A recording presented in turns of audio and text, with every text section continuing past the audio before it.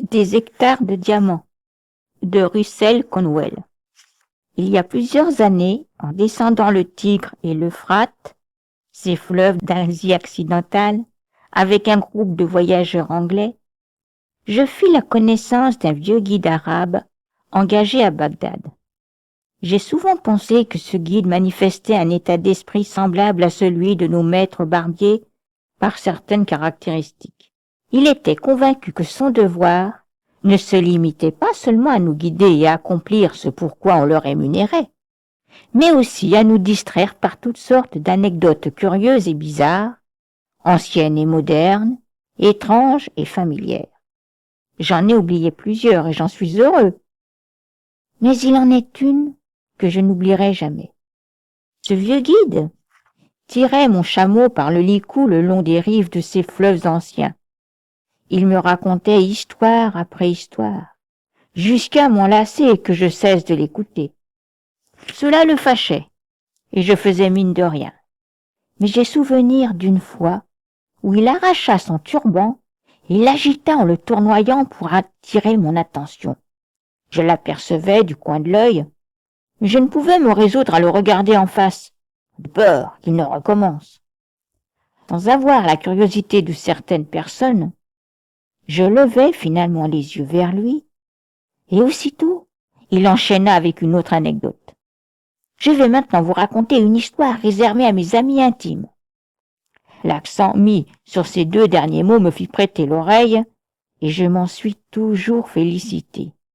Les 1674 jeunes étudiants auxquels je l'ai raconté l'ont apprécié tout comme moi.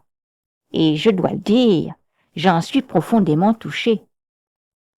Il était une fois, me dit le guide, un vieil habitant de l'ancienne Perse, du nom d'Ali Hafed, qui vivait jadis non loin du fleuve Indus, fleuve du sous-continent indien. Ali Hafed possédait une très grande ferme, des vergers, des champs de céréales, des jardins et de l'argent qui rapportait de l'intérêt. C'était un homme prospère et satisfait.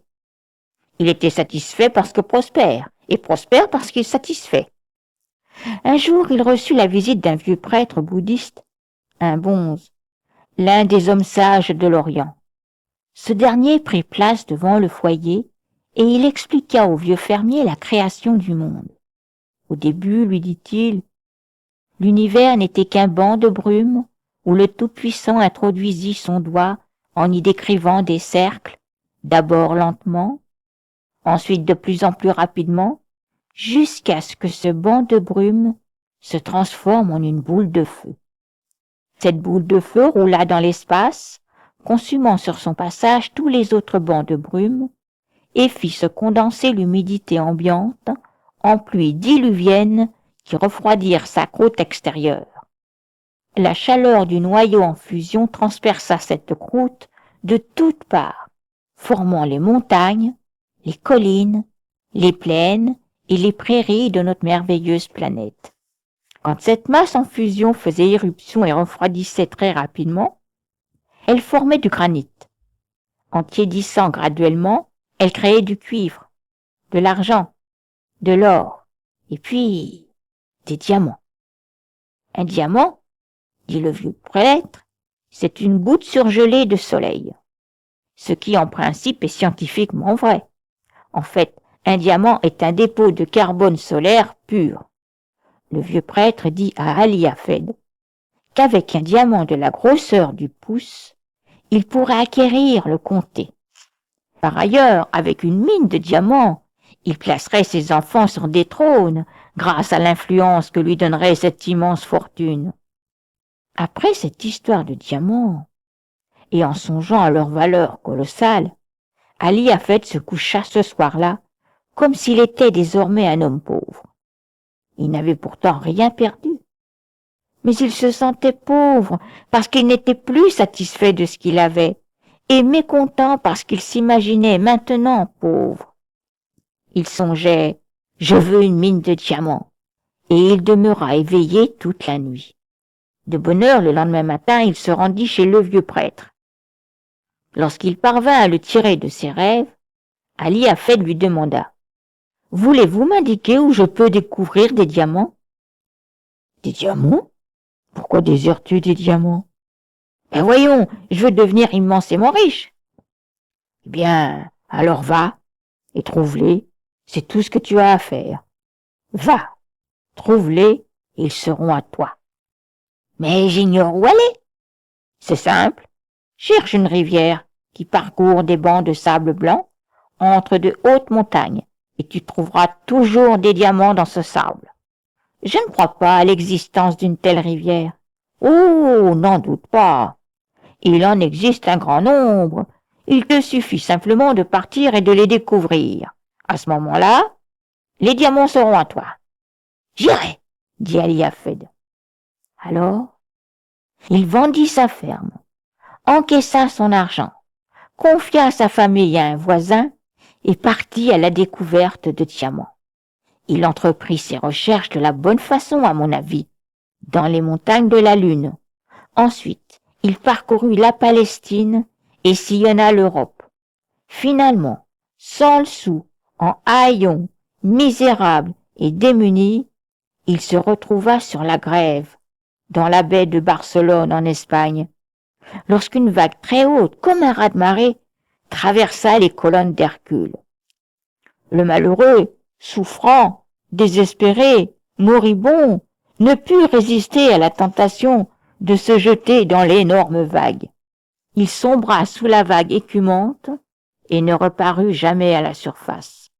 À la fin de ce sombre récit, le vieux guide arrêta mon chameau pour aller ajuster les bagages qui tombaient d'un autre chameau. Pendant ce temps, je me mis à songer. Je me rappelle m'être fait cette réflexion intérieurement. Pourquoi garde-t-il cette histoire pour ses amis intimes? Elle me semblait dépourvue de commencement, de corps, de conclusion et d'intérêt. De toute ma vie, c'était la première histoire jamais lue et entendue où le héros était tué dès le premier chapitre. Cette histoire n'avait qu'un chapitre et le héros était mort. Quand le guide revint, il reprit le licou de mon chameau et entama le deuxième chapitre de l'histoire, comme s'il ne l'avait pas interrompu. Un jour, l'acquéreur de la ferme d'Ali Hafed amena son chameau boire au jardin, et comme l'animal mettait ses naseaux dans l'eau peu profonde du ruisseau, le nouveau propriétaire remarqua un étrange éclat de lumière dans le sable blanc. Il en retira une pierre noire, d'où étincelaient toutes les couleurs de l'arc-en-ciel. Il plaça la pierre dans sa maison, sur le chambranle du foyer, et l'oublia. Quelques jours plus tard, le même vieux prêtre va rendre visite à l'acquéreur de la ferme d'Ali Hafed. Comme il ouvrait la porte du salon, il vit un jet de lumière sur l'âtre du foyer, et accourant s'écria « Mais voici un diamant! Ali Hafed est-il de retour? » « Oh non, Ali Hafed n'est pas revenu, et ceci n'est pas un diamant, ce n'est qu'une pierre trouvée dans notre jardin. » « Mais, insista le prêtre, je vous affirme reconnaître un diamant quand j'en vois un. Je suis sûr que c'est un diamant. » Ils coururent tous deux au jardin et plongèrent leurs doigts dans le sable blanc. Et oh là là, apparurent d'autres joyaux encore plus beaux et plus précieux que le premier. Le guide me dit alors, « Et cela, mes amis, est historiquement vrai. C'est ainsi que fut découverte la Golconde, la mine de diamants la plus riche de toute l'histoire de l'humanité, surpassant la Kimberley. Le Koh-i-Noor et l'Orloff, joyaux des couronnes d'Angleterre et de Russie, et qui sont les plus gros diamants du monde, proviennent de cette mine. » Quand le vieux guide arabe eut terminé le deuxième chapitre de son histoire, il enleva son turban et le brandit dans les airs pour attirer mon attention sur sa morale. Car toutes les histoires des guides ont une des leçons qui ne sont toutefois pas toujours morales. Et en agitant son couvre-chef, il conclut. Si Ali Hafed était resté chez lui pour creuser sa cave, explorer ses champs de blé ou son propre jardin, plutôt que de connaître la misère, la faim et la mort par suicide en terre étrangère, il aurait acquis des hectares de diamants. En effet, chaque hectare de cette vieille ferme, chaque pelletée de terre recelait des joyaux qui, depuis, ornent les couronnes des monarques. Par cette conclusion, je compris pourquoi il me confiait cette histoire qu'à des amis intimes, mais je n'en dis rien. C'était une détestable manie ancrée chez les Arabes de tourner autour d'un sujet comme un avocat, afin de dire par des voies détournées ce qu'il n'osait dire sans détour. Soit qu'à son avis il connaissait un jeune homme voyageant sur le Tigre, qui ferait mieux de retourner chez lui en Amérique. Je ne relevai pas l'insinuation, mais je lui dis que son histoire m'en rappelait une autre que je lui racontais sur le vif et que je vais vous relater à l'instant. Je lui parlais d'un homme qui, en 1847, possédait un ranch en Californie. À la nouvelle des découvertes des gisements d'or dans le sud de la Californie, il fut saisi de la fièvre du précieux métal. Il céda son ranch au colonel Sutter et il partit à l'aventure pour ne jamais revenir. Le colonel Sutter construisit un moulin sur le cours d'eau qui traversait le ranch, et un jour, sa fillette recueillit dans une petite chute d'eau du sable mouillé qu'elle rapporta à la maison. Pendant qu'elle s'amusait devant le feu à le faire glisser entre ses doigts, un visiteur vit scintiller les premières pépites d'or découvertes en Californie. L'ex-propriétaire du ranch, assoiffé d'or, avait pourtant eu tout cet or sous sa main. Depuis, les fouilles entreprises sur un très petit nombre d'hectares ont rapporté 38 millions de dollars. Il y a 8 ans environ, je prononçais cette même conférence dans une ville près de laquelle cette ferme était érigée.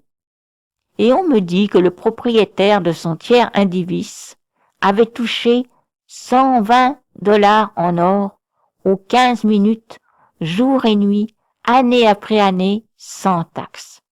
Avec un revenu semblable, nous serions, vous et moi, dans l'allégresse si nous n'avions pas à payer des impôts. Mais un bien meilleur exemple est survenu dans notre propre État de Pennsylvanie.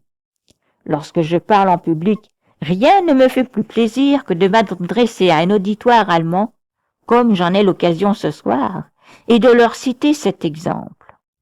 En Pennsylvanie vivait un homme qui n'était pas différent des Pennsylvaniens, que vous connaissez. Il possédait une ferme, et il fit de cette ferme ce que j'en ferais si j'en avais une en Pennsylvanie.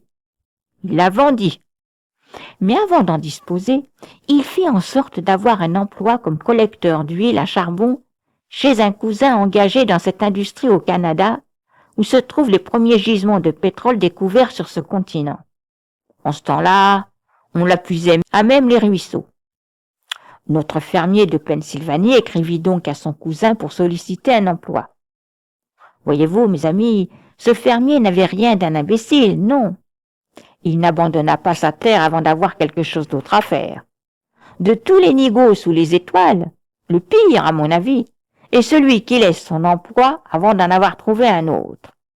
Cela s'applique spécialement à ma profession et n'a aucun rapport avec l'homme qui cherche à se séparer parce qu'il a trouvé une autre femme. En recevant sa lettre, le cousin fit cette réponse. « Je n'ai pas besoin de tes services parce que tu ne connais rien au pétrole. » Bon, se dit le vieux fermier, j'apprendrai.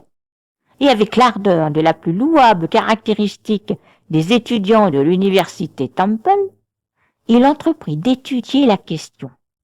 Il remonta au 2e jour de la création où toute la surface de la planète était couverte d'une végétation riche, dense et épaisse qui, depuis, a formé les couches primitives de charbon. Il approfondit le sujet jusqu'à ce qu'il découvre que ces veines de charbon laissaient filtrer une huile qu'il fallait la peine d'extraire, et ensuite il entrevit comment elle se mêlait aux sources vives.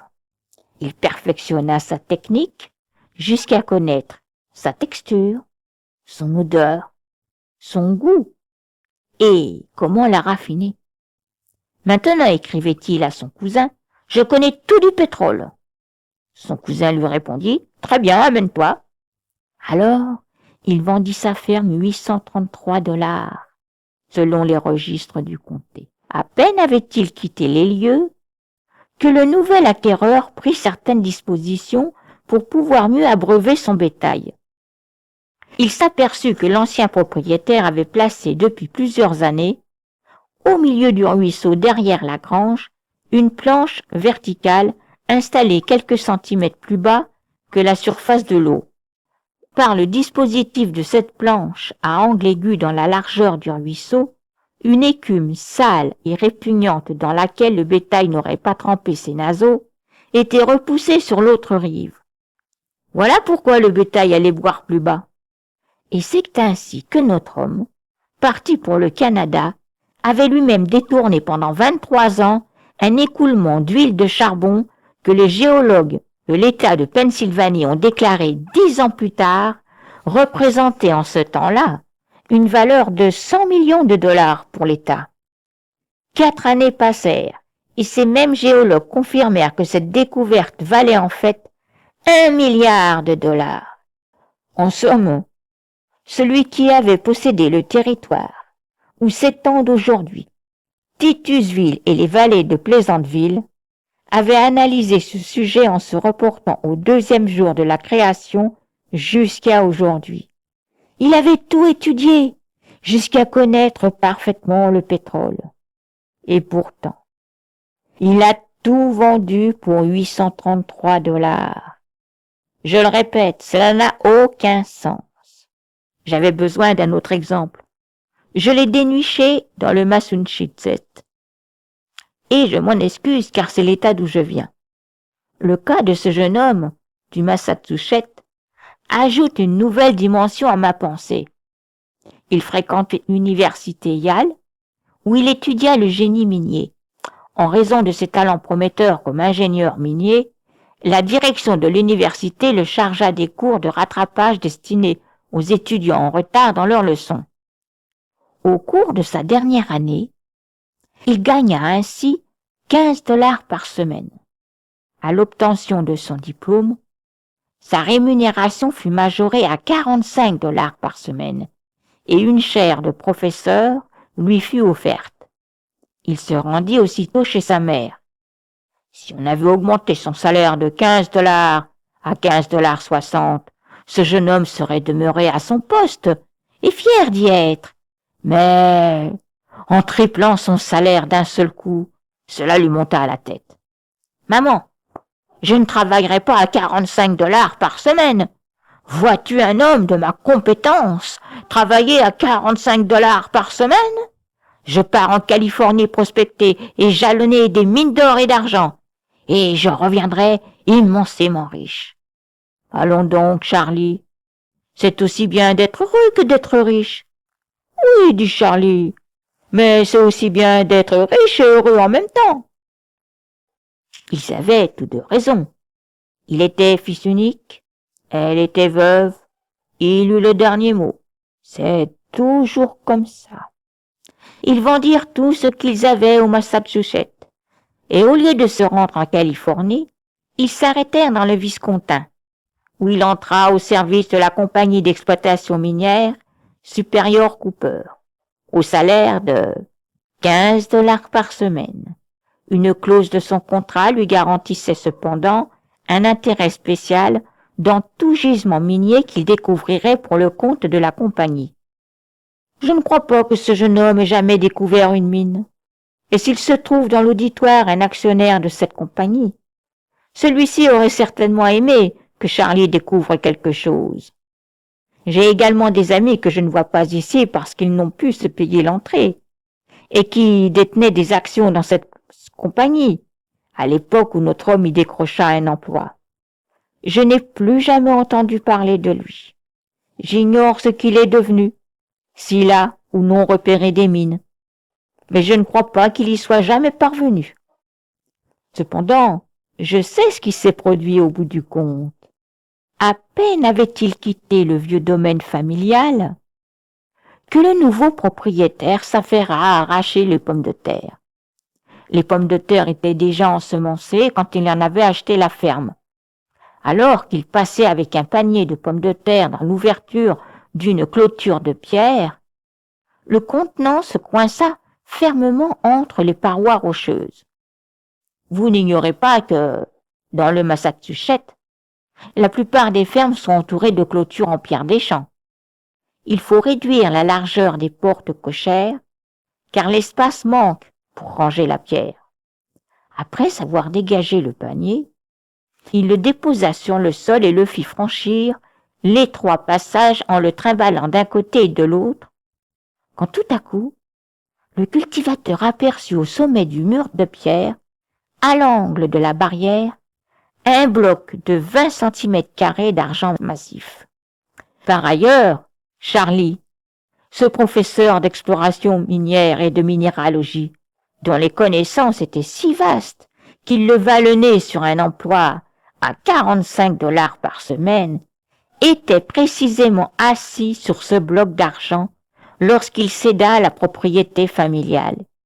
Il y était né, y avait été élevé, et s'était amusé à frotter cette pierre avec sa manche jusqu'à ce qu'elle réfléchisse sa propre image qui semblait lui dire « Voici 100 000 $, tu n'as qu'à les prendre. » Mais il n'y toucha pas. Cela s'est passé au Massachusetts, et selon Charlie, il n'y avait pas d'argent à découvrir sur cette propriété. Il n'y en avait nulle part, mais il l'ignorait. Il était pourtant spécialiste en minéralogie. Mes amis, pourquoi nous moquerions-nous de lui? Cette erreur est commune. Je me demande souvent ce qu'il est advenu de lui. Je n'en sais rien. Je ne veux vous faire part de l'intuition d'un Yankee. Je l'imagine, ce soir, au coin du feu, conversant avec des amis en leur disant à peu près ceci. Connaissez-vous ce Conwell de Philadelphie? Oh oui, nous avons entendu parler de lui. Connaissez-vous un certain Jones aussi de Philadelphie? Oui, oui, oui, nous avons entendu parler de lui. Alors, Charlie éclate de rire à s'en tenir les côtes et déclare à ses amis. Eh bien, ils ont fait exactement comme moi. Et cela gâte toute la plaisanterie, parce que vous et moi, Russell Conwell, avons fait la même chose que lui. Pendant que nous nous payons sa tête ici, il est mieux placé là-bas pour se moquer de nous. Je reconnais avoir fait les mêmes erreurs. Mais cependant, cela ne fait aucune différence, parce que nous ne nous attendons pas, en général, à ce que le même homme pratique ce qu'il prêche.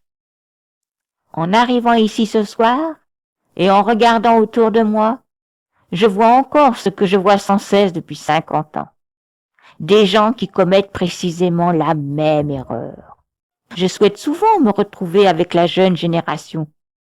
Et si ce soir cette salle était bondée d'écoliers du cours primaire et d'élèves du cours secondaire, je leur aurais partagé ces propos. J'aurais en effet préféré un auditoire comme celui-là, car les jeunes sont plus réceptifs. Comme ils n'ont pas, comme nous, mûri leurs préjugés, contracté d'habitudes définitives ou connu nos échecs, il est probable que j'aurai plus de succès avec un auditoire de ce genre-là qu'avec un public d'adultes. Quoi qu'il en soit, je vais faire de mon mieux avec les gens qui se trouvent devant moi. Je dis donc qu'à Philadelphie, la même où vous vivez, il y a des hectares de diamants. Oh là, riposterez-vous, vous ne connaissez guère votre ville, si vous y pensez y trouver des hectares de diamants. J'ai lu, avec un vif intérêt, le reportage d'un journaliste au sujet de ce jeune homme qui a découvert un diamant en Caroline du Sud. Ce fut une trouvaille de la plus pure espèce, et dans le voisinage de cette localité, nous avons eu de nombreux précédents du genre. J'ai interrogé un savant professeur de minéralogie sur l'origine de ces diamants. Le professeur déploya une carte géologique du continent nord-américain et y esquissa un tracé. Il provenait, selon lui, de gisements souterrains porteurs de carbone s'étendant vers l'ouest jusque dans l'Ohio et le Mississippi, ou, plus probablement vers l'est, jusqu'en Virginie, et en remontant la côte, le long de l'Atlantique. Les diamants étaient là, c'était un fait. On les a trouvés et vendus. Ils ont glissé du nord jusqu'ici à l'époque des déplacements continentaux. Maintenant, seule une personne avec une foreuse réussira à relever quelques dépôts de diamants dans le sol de Philadelphie. Oh, mes amis, vous ne pouvez pas affirmer que vous ne marchez pas sur l'une des plus grandes mines de diamants du monde. Car un diamant d'une telle valeur ne peut provenir que des plus riches gisements sur Terre. Cela n'a d'autre but que d'illustrer ma pensée.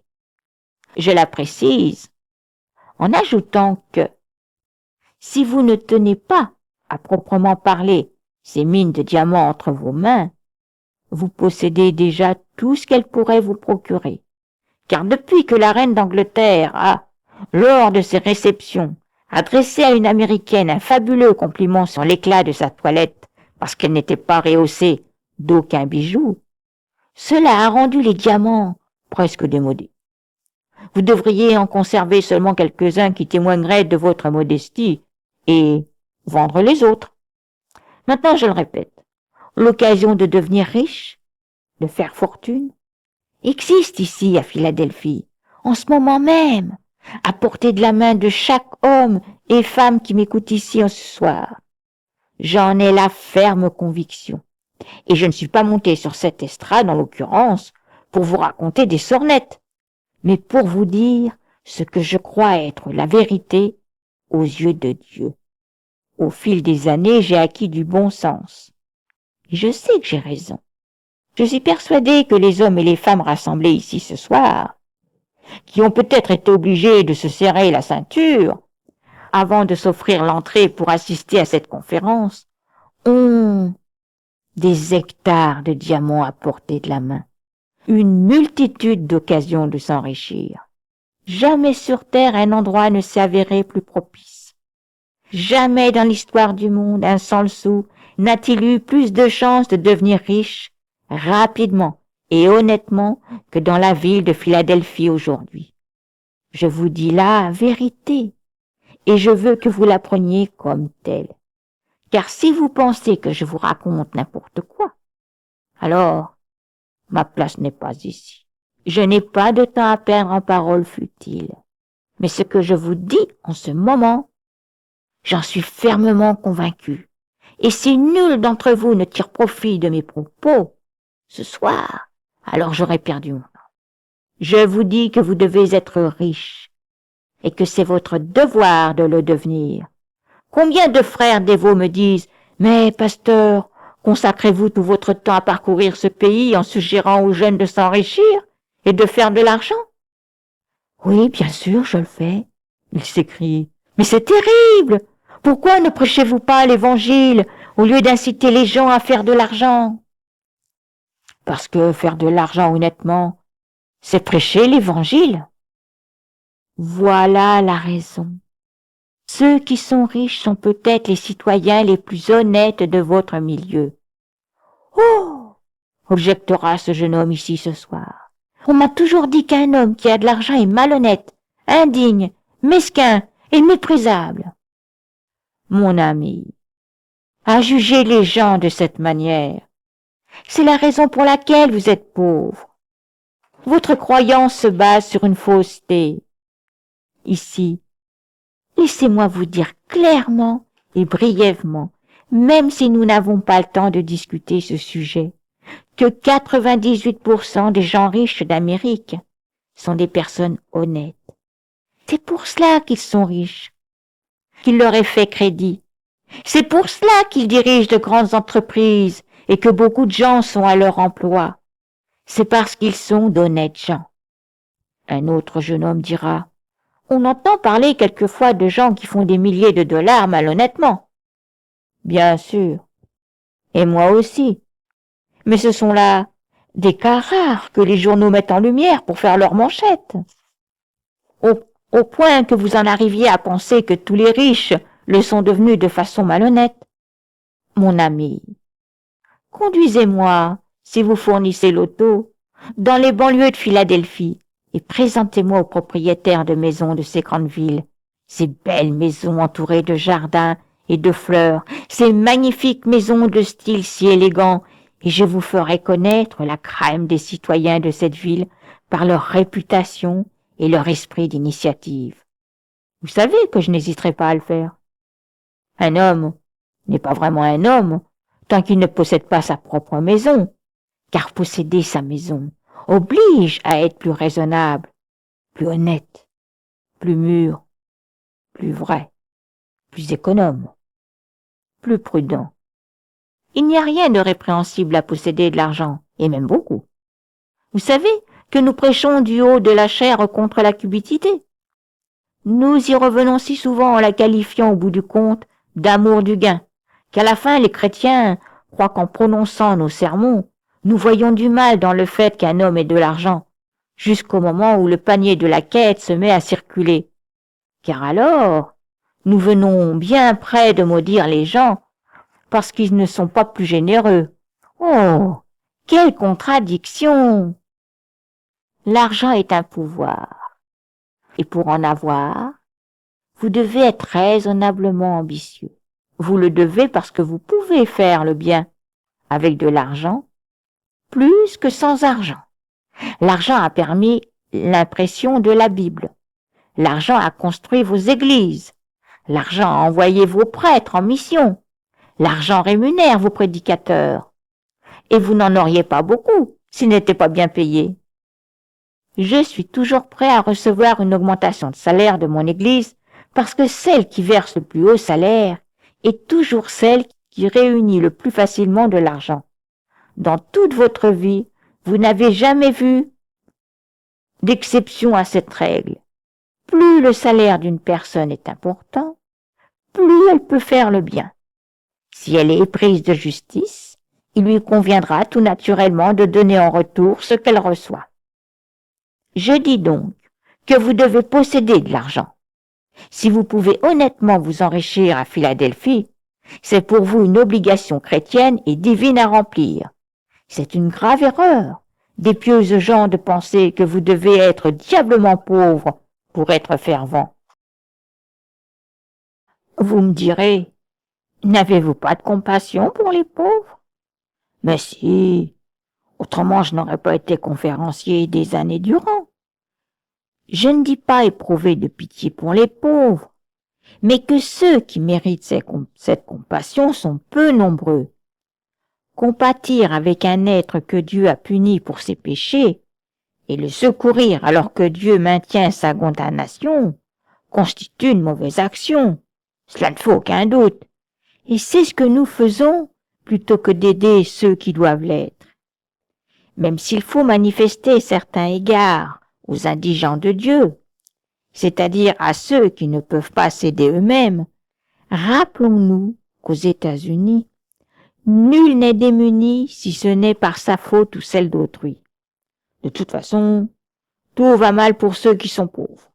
Retenons donc cet argument et mettons-le de côté pour l'instant. Un gentleman au fond de la salle se lève et dit « Ne pensez-vous pas qu'il y a mieux que l'argent en ce bas monde ?» J'en conviens, mais pour le moment je parle d'argent. Il existe certes beaucoup de choses supérieures à ce vil métal. Oh oui, près de cette tombe qui m'a laissé orphelin, j'ai appris que ce monde renferme des valeurs plus nobles, plus douces et plus pures que l'argent. Je sais bien aussi qu'il y a des choses plus grandes et plus sublimes que l'or. L'amour est la chose la plus grandiose de l'univers. Mais bienheureux l'amoureux qui ne manque pas d'argent. L'argent, c'est le pouvoir. L'argent, c'est la force. L'argent fait le bien comme le mal. Entre les mains d'hommes et de femmes dignes, il pourrait accomplir, et il accomplit du bien. Je déteste aborder ce sujet. Cependant, lors d'une assemblée de prière dans notre ville, j'ai entendu un homme se lever et remercier le Seigneur d'être l'un de ses nécessiteux. Eh bien, je me demande ce qu'en pense sa femme. C'est elle qui gagne tout l'argent de la maison, et c'est lui qui en fume une partie sur la véranda. Je n'accepte pas les pauvres de cette espèce, Et à mon avis, le Seigneur non plus. Et pourtant, certaines personnes pensent que pour être pieuse, il faut être affreusement pauvre et crasseuse. Cela ne tient pas debout. Malgré notre compassion pour les pauvres, il ne faut pas répandre des idées comme celle-là. Notre société ne voit pas d'un bon œil la propagande incitant les chrétiens à faire fortune. Ce préjugé est fort répandu. Il y a de cela assez longtemps que je peux sans danger maintenant vous en parler. Un jeune étudiant de la faculté des théologies de l'université Temple se considérait le plus dévot du groupe. Un soir, il s'amena dans mon cabinet et, ayant pris un siège près de ma table de travail, me dit « Monsieur le recteur, je pense qu'il est maintenant de mon devoir de venir œuvrer avec vous. »« Pourquoi donc maintenant ? Je vous ai entendu au pensionnat, lors de l'inauguration de l'école Pierce, émettre l'opinion que cela est une juste ambition pour un jeune homme que d'aspirer à la fortune, qu'ainsi il peut acquérir la modération, le souci d'une bonne réputation et l'esprit de travail. Vous avez mentionné que le désir de s'enrichir rendait l'homme vertueux. C'est pourquoi, monsieur, je suis venu vous dire que selon la Sainte Bible, l'argent est la source de tous les maux. Je lui répliquai n'avoir jamais lu ça dans la Bible. Je le priai donc d'aller la chercher à la chapelle et de m'indiquer le passage.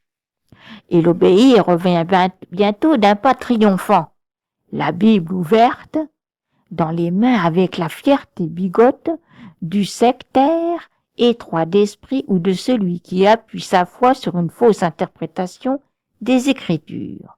Il jeta le livre sur mon chapitre et me murmura poliment dans les oreilles. « Voilà, monsieur le recteur, lisez vous-même. » Je lui fis observer « Jeune homme, en vieillissant, vous apprendrez qu'on ne peut se fier à un autre culte lors de la lecture de la Bible. Or, vous appartenez à un autre culte. À la faculté de théologie, on vous a cependant enseigné que l'exégèse constitue à expliquer un texte. Maintenant, prenez la Bible, lisez-la attentivement et donnez-moi la bonne interprétation. » Il prit la Bible et lut orgueilleusement « Car la racine de tous les maux, c'est l'amour de l'argent. » Enfin, il avait lu juste. Citer littéralement le livre saint, c'est citer la vérité absolue. Pendant 50 ans, j'ai pu voir ce vieux livre affronter les plus furieux combats, et j'ai vu sa bannière flotter librement. Jamais dans l'histoire du monde, les grands génies de cette terre ne se sont-ils si bien entendus par tout l'univers, comme à l'heure actuelle, pour reconnaître que la Bible est la vérité, toute la vérité. Je dis donc qu'en lisant littéralement, il rapportait naturellement l'absolue vérité, car la racine de tous les maux, c'est l'amour de l'argent. Assurément, celui qui cherche à s'enrichir rapidement ou malhonnêtement tombera dans de nombreux pièges. L'amour de l'argent, qu'est-ce que c'est? C'est d'en faire une idole? Partout, l'idolâtrie pure est simple et réprouvée par les saintes écritures et le bon sens. Celui qui adore l'argent, au lieu de penser à quelle fin il doit servir. Celui qui vénère simplement l'argent. L'avare qui amasse un trésor dans sa cave, ou le cache dans un bas de laine, ou bien refuse d'investir son argent pour le bénéfice de la société. Celui-là qui range ses écus jusqu'à ce que l'aigle pousse des cris perçants. Cet homme-là cultive en lui la racine de tous les maux.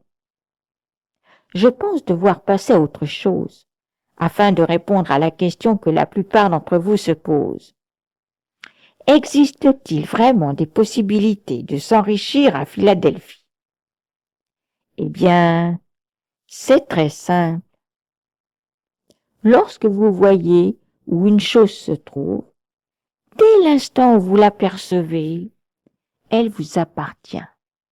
Un vieux monsieur au fond de la salle se lève et dit « Monsieur Conwell, si vous habitez Philadelphie depuis 31 ans, ne savez-vous pas que le temps est révolu d'y accomplir quoi que ce soit ?»« Non, je ne crois pas. »« C'est un fait, je vous assure, j'ai tout essayé. »« Quel genre d'affaires faites-vous ?»« J'ai un magasin ici depuis 20 ans et je n'ai jamais vendu pour plus de 1 000 $ par année durant toute cette période. »« Eh bien, dans ce cas-là, vous pouvez évaluer l'actif que vous constituez pour cette ville, à la mesure de ce qu'elle vous a donné, parce que tout homme peut très bien juger de sa propre valeur en calculant ce qu'il reçoit de la société chaque année.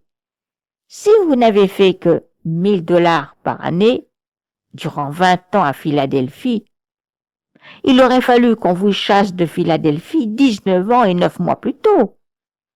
Un homme n'a pas le droit de tenir un commerce pendant 20 ans à Philadelphie et faire moins de 5 000 $ par année, même s'il s'agit d'une épicerie du coin de la Haute-Ville.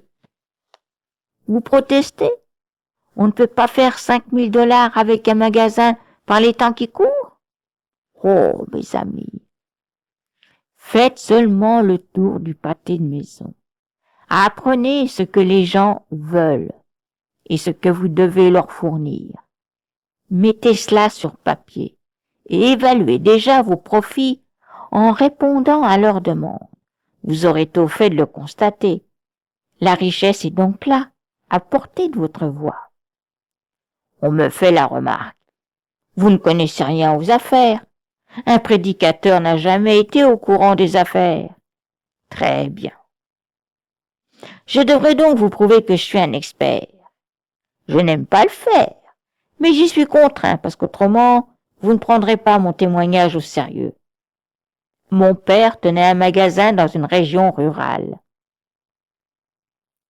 S'il est une place sous les étoiles où l'on recueille toutes sortes d'expériences dans chaque type de transaction commerciale, c'est bien dans un magasin à la campagne.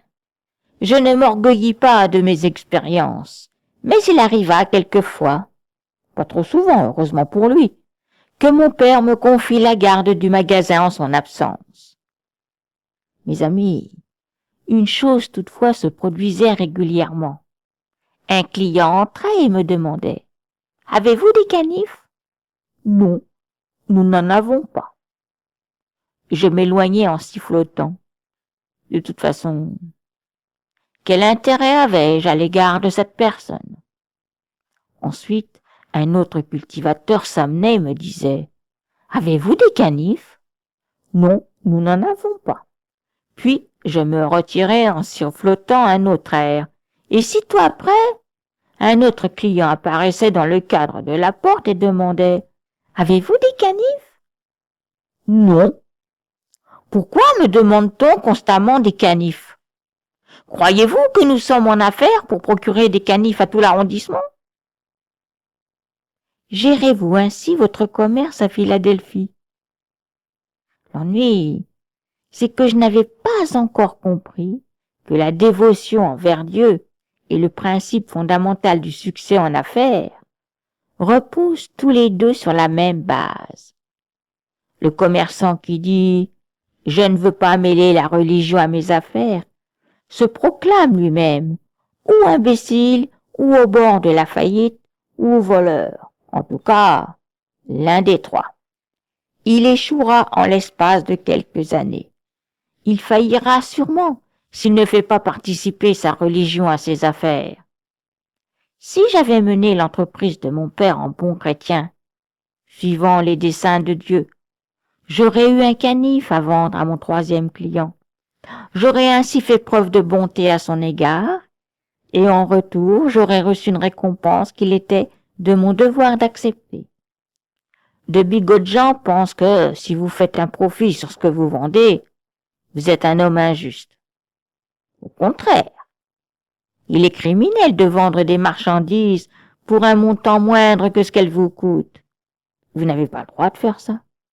Vous ne pouvez confier votre argent à un homme qui ne sait pas administrer le sien.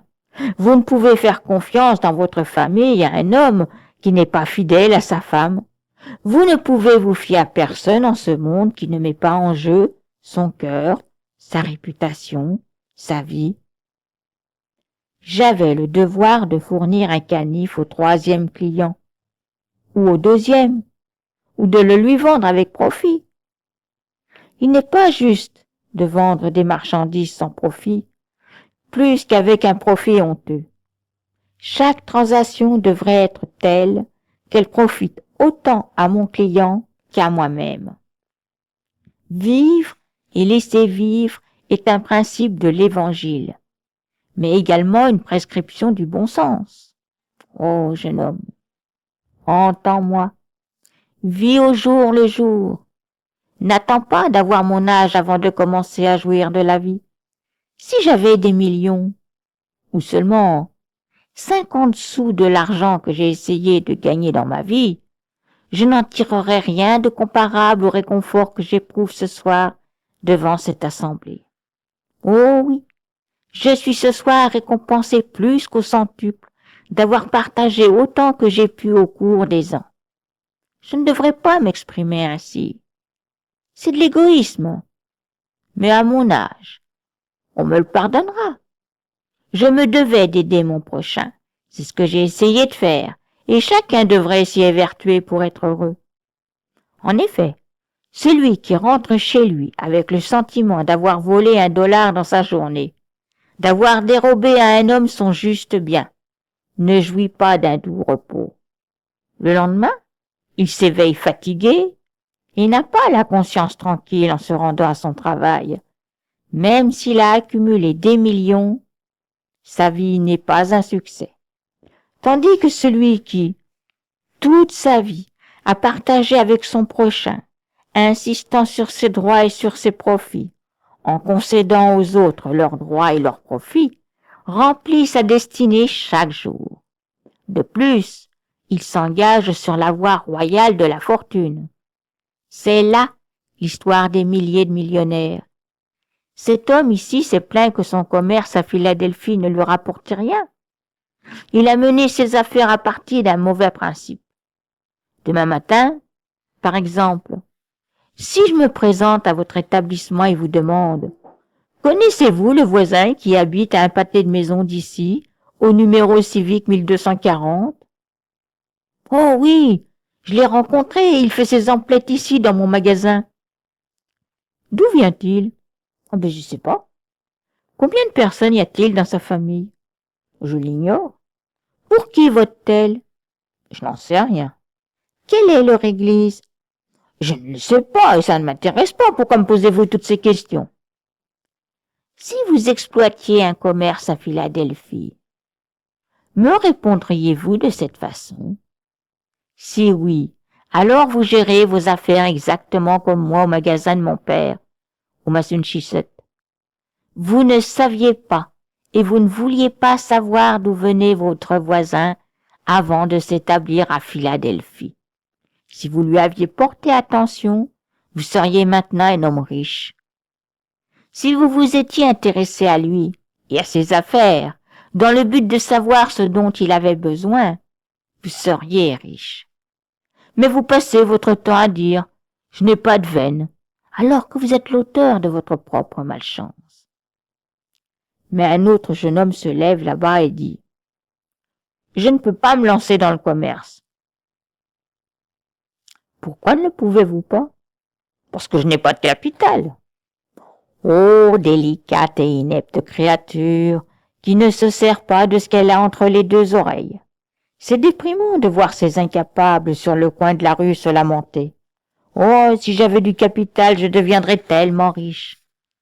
Dites-moi, jeune homme, pensez-vous vous enrichir avec du capital? Ah ben certainement. Eh bien, lui dis-je, certainement pas. Si votre mère a beaucoup d'argent et vous créez une entreprise, vous vous établissez à votre compte avec le capital qu'elle vous avance. Dès l'instant où un jeune homme ou une jeune femme jouit de disponibilité financière extraordinaire par sa naissance, c'est comme s'il était frappé par un fléau. Un héritage ne peut venir en aide à un jeune homme ou à une jeune femme. Ce n'est pas un service à rendre à vos enfants de leur laisser de l'argent. Mais si vous les dotez d'une bonne éducation, si vous les enrichissez d'une âme noble et chrétienne, si vous leur procurez un bon cercle d'amis, si vous les avantagez d'une réputation honorable, cela vaut beaucoup mieux que de l'argent. Ce serait pire pour eux, et pire pour la nation, s'ils recevaient de l'argent. Ô jeune homme ou jeune femme, si vous touchiez cette somme d'argent en héritage, n'y voyez point de laide. Elle vous affligera et vous privera du meilleur de toutes les choses de la vie. Aucune classe sociale ne peut être prise plus en pitié que les filles et les garçons inexpérimentés des riches de notre génération. Je plains le fils ou la fille de l'homme riche. Ils ne savoureront jamais les délices de l'existence. L'un des grands moments de la vie est celui où, une fois établi et fiancé à une merveilleuse jeune femme, un jeune homme décide d'acquérir une maison. Cet amour fait naître en lui le sublime désir d'une vie meilleure, et il se met à épargner. Il se corrige de ses mauvaises habitudes et dépose son argent à la banque. Après avoir accumulé une certaine somme, il se cherche une maison en banlieue. Avec un prêt de la caisse d'épargne à 50% de sa valeur, peut-être, il achète, puis se marie, et lorsqu'il franchira avec sa femme pour la première fois le seuil de la porte, il s'exclamera avec une éloquence dont je suis incapable: « J'ai gagné cette maison par moi-même, elle m'appartient et je la partage avec toi. » C'est là la joie la plus vive que puisse ressentir un cœur d'homme. Mais le fils de famille riche n'éprouvera jamais pareille sensation. Il se peut qu'il offre à sa femme une plus belle maison, mais en la lui faisant visiter, il est forcé de lui avouer: « Maman m'a donné ceci, maman m'a donné cela, et encore elle m'a donné ceci. » Si bien que la jeune femme souhaitera avoir épousé sa belle-mère. Je plains le fils de famille riche. Les statistiques de l'État de Massachusetts montrent que sur 17 fils de famille riche, aucun n'est mort riche. Je plains ces enfants, à moins qu'ils ne fassent preuve du même bon sens que l'aîné des Vanderbilt, ce qui arrive parfois. Ce dernier, entretenant avec son père, lui dit: « Avez-vous gagné tout votre argent? »« Mais certainement, mon fils. J'ai commencé à travailler sur une petite barque de passeurs à 25 sous par jour. »« Dans ce cas, rétorqua le fils, je n'ai pas besoin de votre argent. » Ce samedi soir-là, le fils essaya lui aussi d'être embauché sur un pachot de passeurs. Il ne réussit pas, mais trouva cependant un autre emploi à 3 $ par semaine.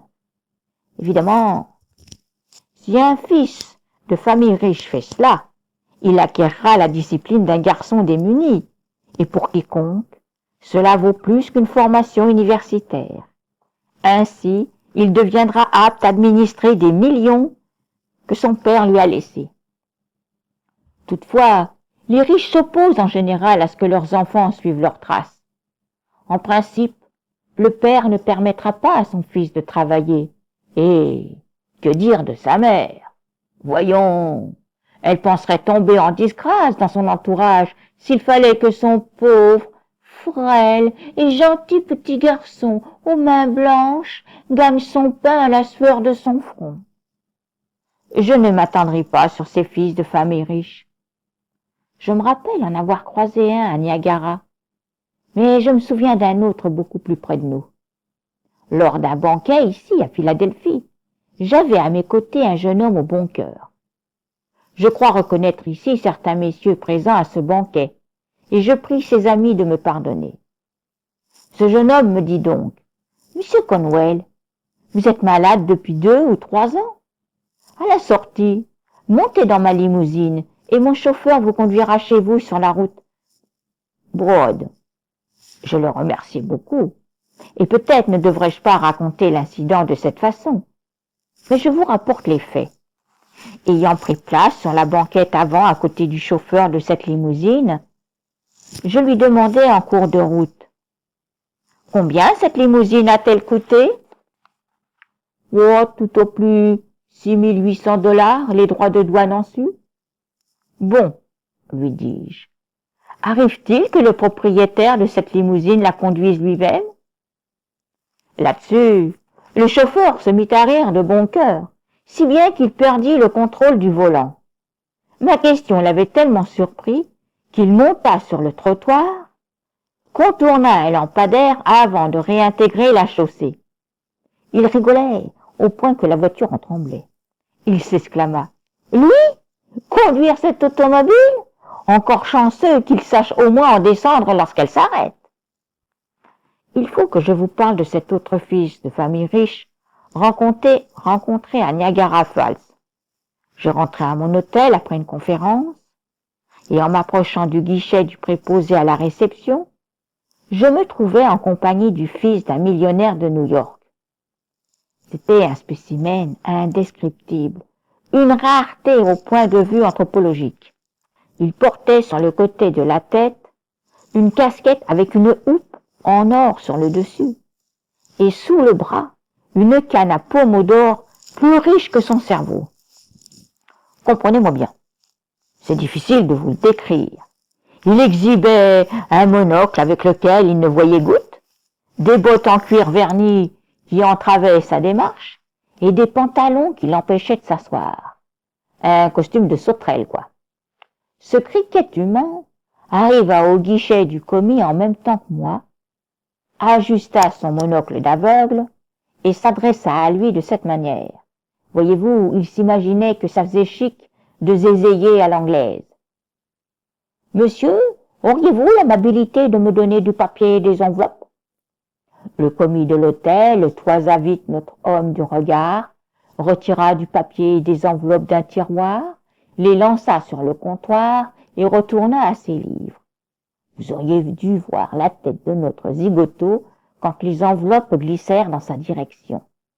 Il se rengorgea comme un dindon, ajusta son monocle d'aveugle et hurla « Revenez ici à l'instant !» À présent, monsieur, vous allez ordonner à un serviteur de m'apporter le papier et les enveloppes sur cette table là-bas. Oh, pauvre, lamentable et méprisable polisson américain, incapable de porter du papier et des enveloppes à 6 mètres. J'imagine qu'il ne pouvait s'allonger le bras pour le faire. Je n'éprouve aucune pitié pour pareille travestie de la nature humaine. Si vous n'avez pas de capital, jeune homme, je m'en réjouis, mais ce qu'il vous faut, c'est du bon sens, et non des sous. La meilleure façon d'illustrer ma pensée s'avère encore des faits que vous connaissez tous. A.T. Stewart, un pauvre garçon de New York, commença sa vie avec 1,50 € en poche. À sa toute première expérience, il perdit 87 sous. Bien heureux le jeune homme qui perd à ses débuts. Il décida « Je ne risquerai jamais plus rien en affaires ». Et il n'en démordit pas. Comment perdit-il ces 87 sous? Vous êtes probablement tous au courant de l'histoire. Il avait acheté des aiguilles, du fil et des boutons dont personne ne voulait et qui lui restèrent sur les bras. Une perte sèche. Le garçon réfléchit. Je ne perdrai jamais plus d'argent de cette façon. Tout d'abord, il passa de porte en porte, demandant aux gens ce qu'ils voulaient. Après avoir découvert ce qu'il désirait, il misa ses 63 sous sur la chose demandée. Observez la situation attentivement. Mais en affaires, dans votre profession, à la maison, quelle que soit votre occupation, le secret du succès est là. Vous devez d'abord connaître les besoins des gens. Ensuite, attaquez-vous au domaine où la demande est la plus forte. A. Stewart a suivi cette règle jusqu'à ce qu'il ait touché une fortune se chiffrant à 40 millions de dollars comme propriétaire du magasin devenu désormais la grande entreprise de John Wanamaker à New York. Il réalisa sa destinée en perdant d'abord quelque chose, puis apprit par cette expérience qu'il ne devait se risquer ou investir son argent que dans des choses dont les gens ont besoin. Professionnel de la vente, retiendrez-vous cette leçon? Fabricant, Vous souviendrez-vous que vous devez prévoir l'évolution des besoins de l'humanité si vous voulez réussir?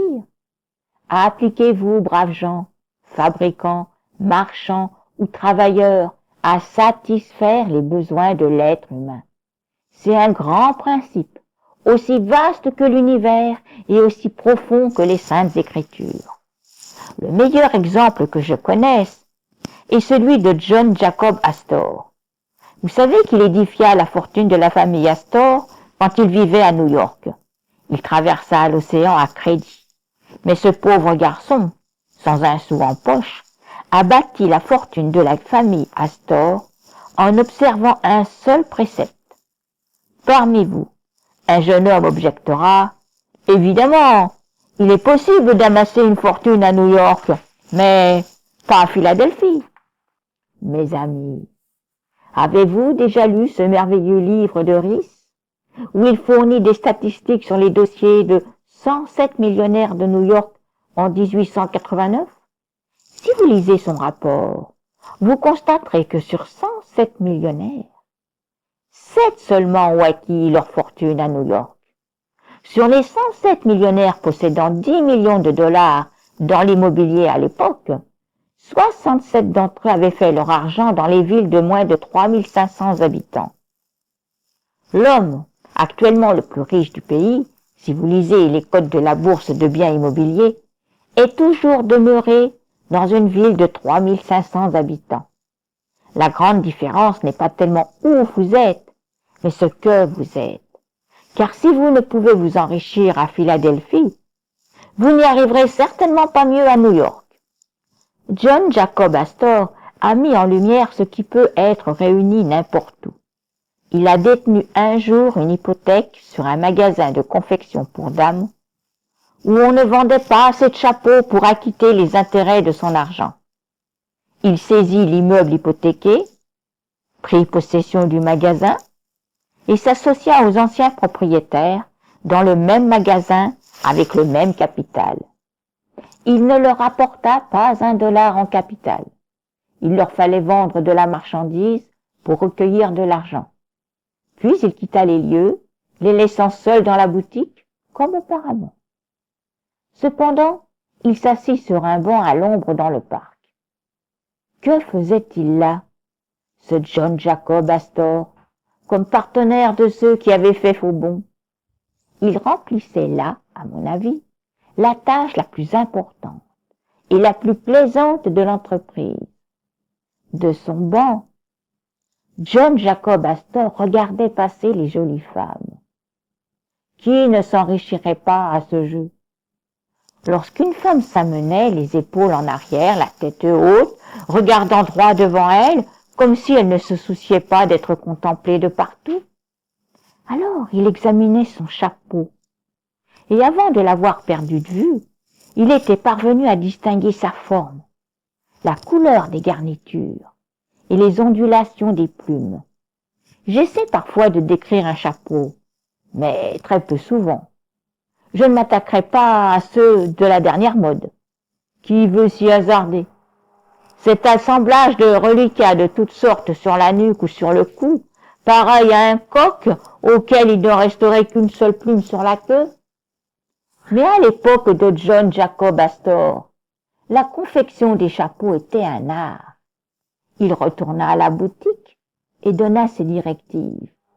Désormais, ne placez pas dans la vitrine d'autres chapeaux que ceux que je décris, car je viens d'apercevoir une femme qui raffole de ce modèle. N'en fabriquez pas d'autres avant mon retour. Il ressortait et prenait place sur son banc. Une autre femme passait avec un chapeau d'allure différente, d'une autre forme et couleur. « Bon, disait-il à ses associés, j'en veux un comme celui-ci dans la vitrine. » Il n'entassait pas dans la vitrine du magasin des bibis ou des chapeaux qui auraient chassé la clientèle pour aller ensuite broyer dans l'escalier arrière parce que les gens allaient acheter ailleurs. Il n'y avait donc dans cette vitrine que des chapeaux ou des bibis qui plaisaient aux femmes. La clientèle afflua immédiatement et ce furent les débuts du grand magasin de New York dans cette spécialité et il est encore l'un des 3 du genre.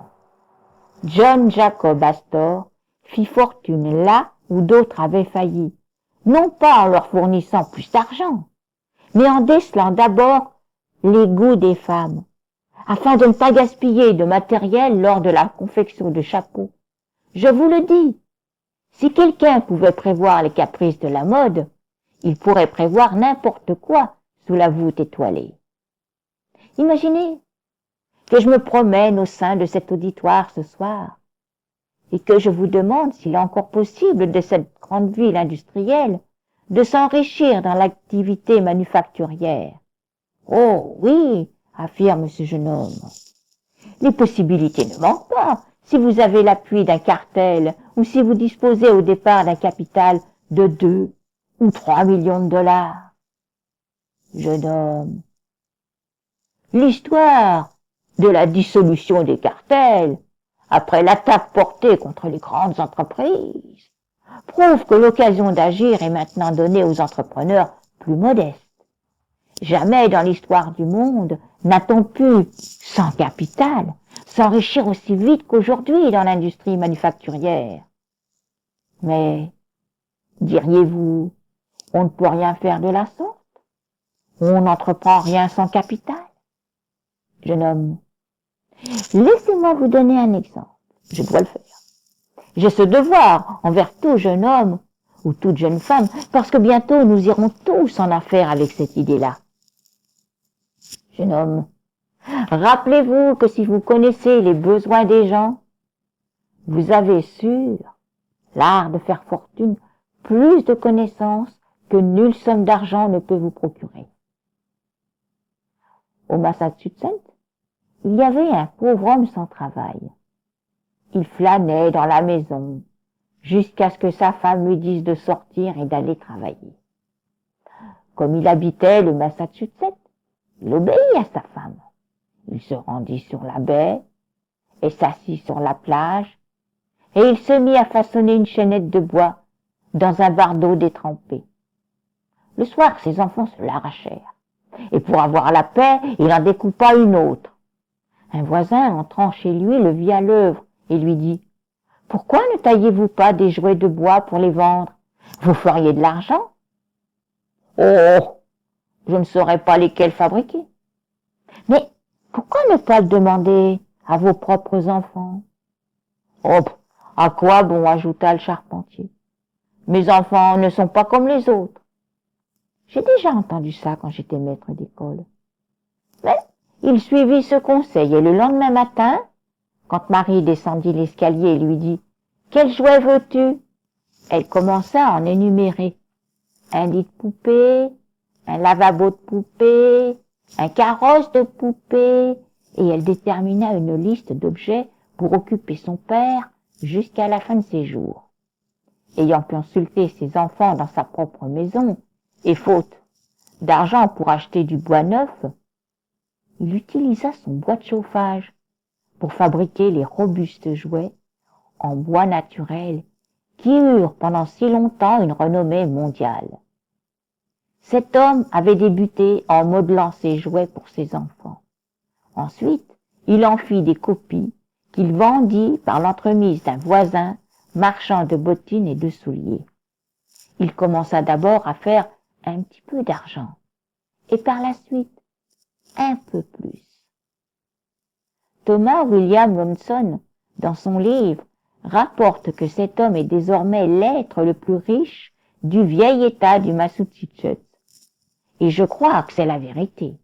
Cet homme vaut 100 millions de dollars aujourd'hui, après seulement 34 ans d'obéissance à cette seule règle, que nous pouvons, d'après les goûts de nos propres enfants, juger des goûts des autres enfants, déceler les désirs des cœurs humains par les désirs des autres, ceux de notre femme ou de nos enfants. Telle est la loi royale du succès dans l'industrie manufacturière. Bah, remarquerez-vous, n'avait-il pas un quelconque capital? Si, un canif. Mais, à ce que je sache, il ne lui avait rien coûté. Je m'exprimais ainsi devant un auditoire de New Britain au Connecticut. Une dame assise à l'arrière de la salle, en arrivant chez elle, essaya de déboutonner son collet. Mais le bouton resta pris dans la boutonnière. Elle le jeta et dit « Je trouverai mieux pour acheter des collets. » Son mari observa « Après ce que M. Conwell a dit ce soir, ne vois-tu pas le besoin d'une fermeture de collet améliorée, plus souple? Il y a là un besoin humain et aussi une grande fortune à faire. À présent, inventons un bouton de collet et devenons riches. » Il se moquait d'elle et de moi en même temps.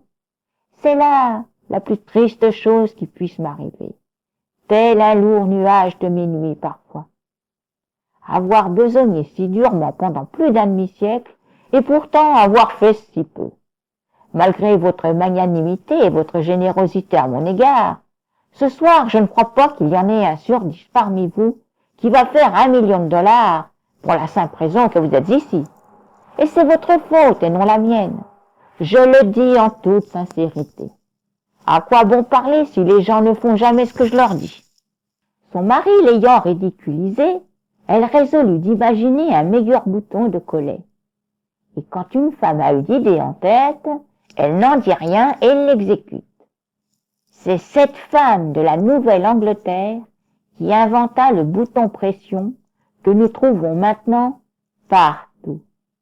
Ce fut au début un bouton de collet avec un œillet à ressort fixé du côté extérieur. Ceux d'entre vous qui ont adopté les imperméables modernes sont familiers avec ce bouton qui s'ouvre et se ferme à la simple pression du doigt. Voilà le genre de bouton dont je parle et qu'elle a inventé. Elle en a inventé plusieurs autres par la suite. Il y a investi davantage et finalement s'est associé à de grandes entreprises. Chaque été maintenant, cette femme part en croisière en haute mer, sur son propre bateau, et oui, accompagnée de son mari. Si son mari mourait, il lui resterait encore assez d'argent pour s'acheter un titre de noblesse quelconque, de duchesse ou de comtesse étrangère, au dernier cours des prix du marché. Quelle leçon se dégage de cet incident? La voici. Je lui avais alors déclaré sans la connaître ce que je vais maintenant vous dire. Votre fortune vous touche de trop près. Vous regardez par-dessus. Elle ne pouvait cependant faire autrement, parce que sa fortune se trouvait juste sous son menton. J'ai lu dans un journal que les femmes n'ont jamais rien inventé. Ce journal devrait se rétracter. En parlant d'invention, je ne fais pas référence au commérage, mais à la machinerie. Toutefois, si c'était le cas, il me faudrait y inclure les hommes. Ce journal n'aurait jamais pu paraître si les femmes n'avaient rien inventé. Réfléchissez, mes amis. Vous, les femmes, réfléchissez. Vous prétendez que vous ne pouvez vous enrichir parce que vous êtes occupé à votre lavage, à votre machine à coudre ou devant un métier à tisser. Et pourtant, vous pouvez devenir millionnaire si vous voulez observer cette directive presque infaillible. Lorsque vous dites qu'une femme n'a rien inventé, je demande, qui a inventé le jacquard? Le métier qui tisse les mailles de vos vêtements? On l'attribue à Joseph-Marie Jacquard, inspiré par son épouse. Le rouleau d'imprimerie, la presse d'imprimerie, furent inventés par des femmes de cultivateurs.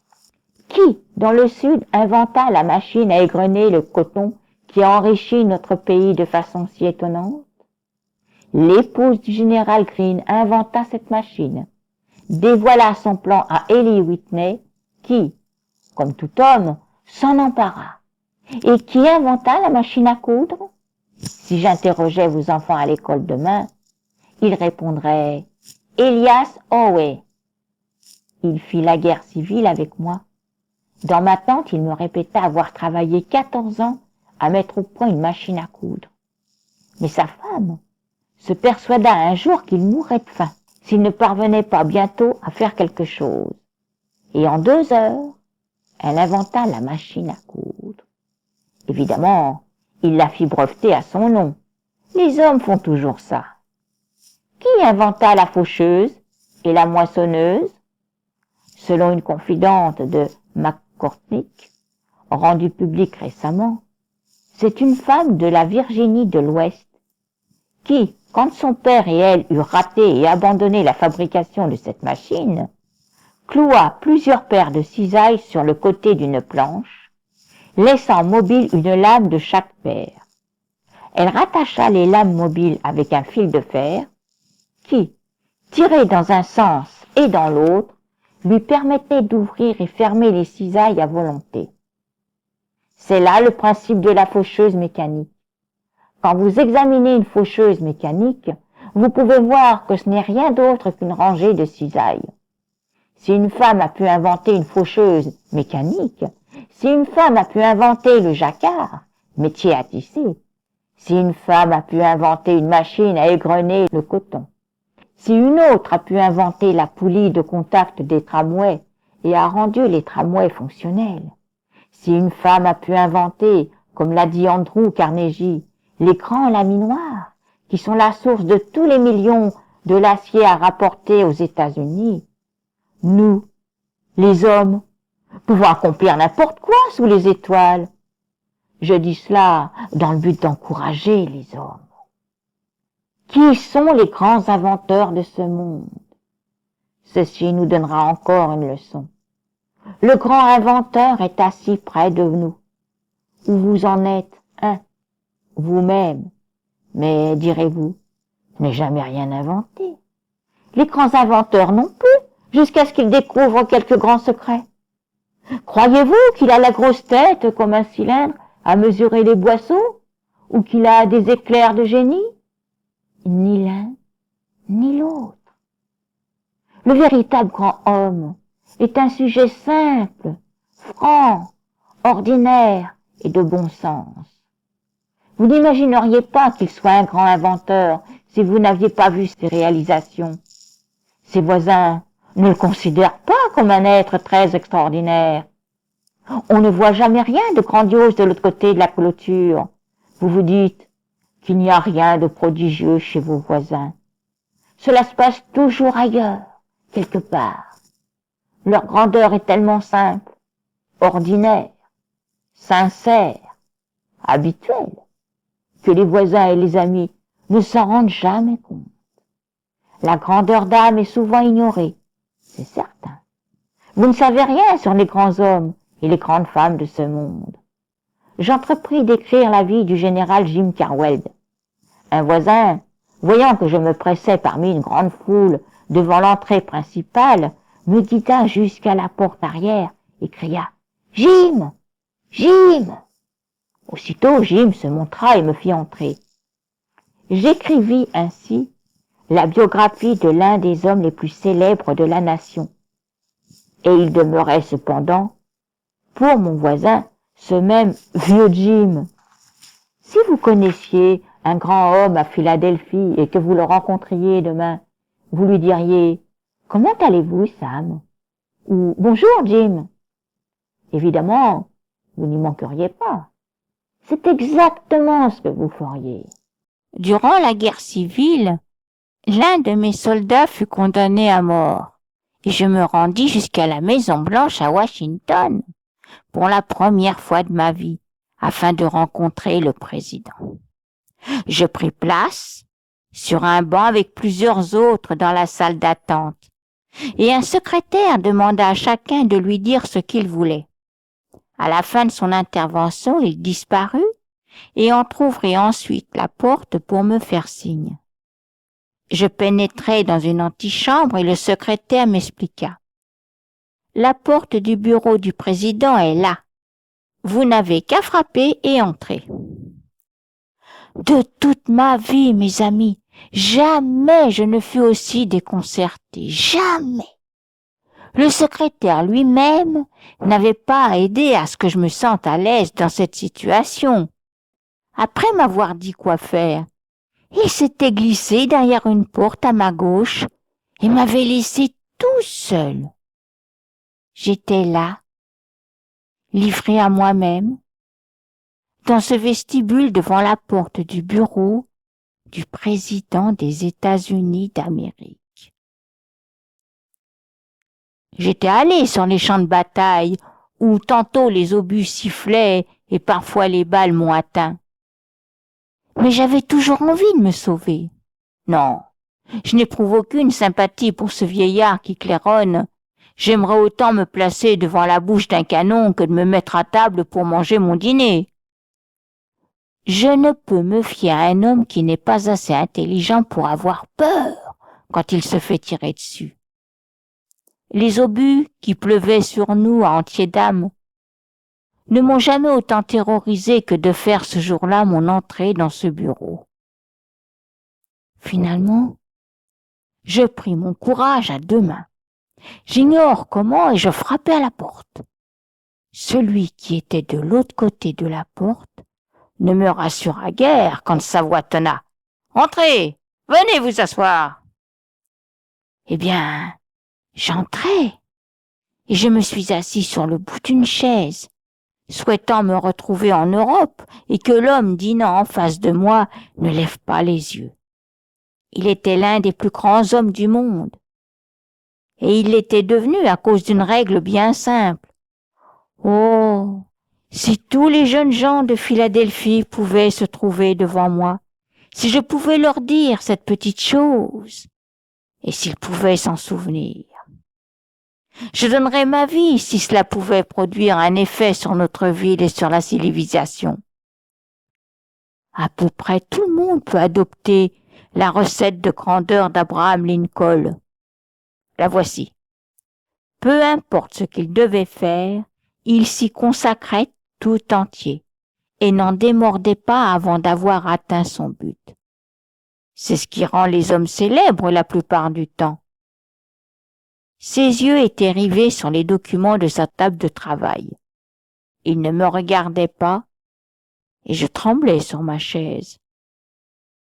Finalement, après avoir enroulé un cordon autour de ses papiers, il les plaça de côté, me regarda, et un sourire détendit ses traits fatigués.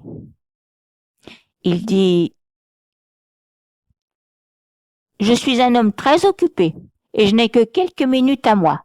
Alors dites-moi maintenant le plus brièvement possible ce que vous voulez. » Je commençai à lui raconter l'affaire en mentionnant ce qui m'amenait. Et il m'interrompit. « Mais je suis au courant de toute cette histoire, et vous n'avez pas besoin de m'en dire plus long. Monsieur Stanton m'en a parlé il y a quelques jours. Rentrez à votre hôtel avec l'assurance que le président n'a jamais signé l'ordre de fusiller un garçon de moins de 20 ans et ne le signera jamais. Vous pouvez en tout cas annoncer la nouvelle à sa mère. » Puis il ajouta. « Comment ça va sur le champ de bataille ?» Je répondis. « Parfois, nous nous décourageons. » Et il enchaîna. « Ça ne fait rien. Nous allons remporter la victoire à présent. Nous sommes bien près de voir la lumière. Personne ne devrait souhaiter devenir président des États-Unis. Et je serais content d'en finir avec ce poste.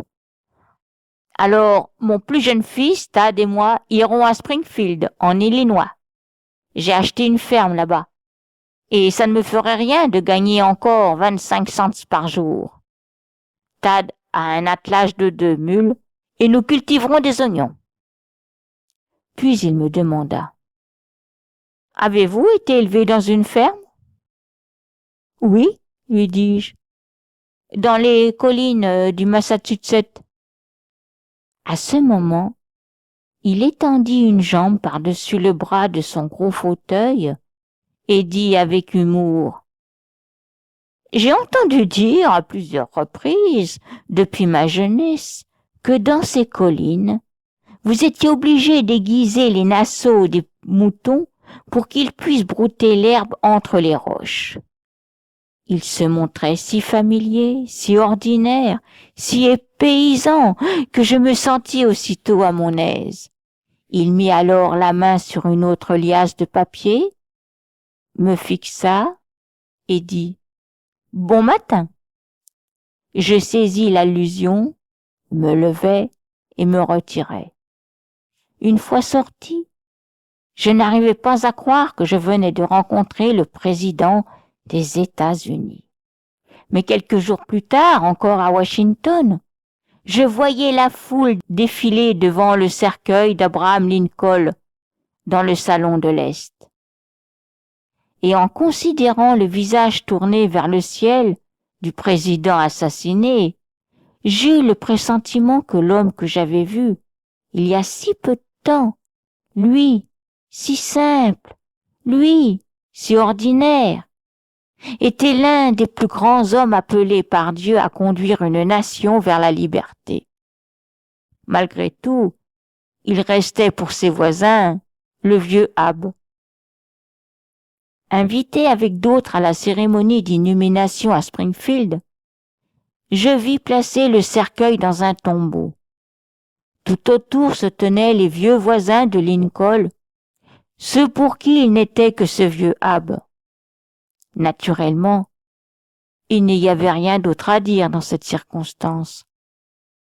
Avez-vous déjà observé la personne qui se donne des airs de trop grande importance pour s'intéresser à un simple mécanicien? Le croyez-vous indulgent?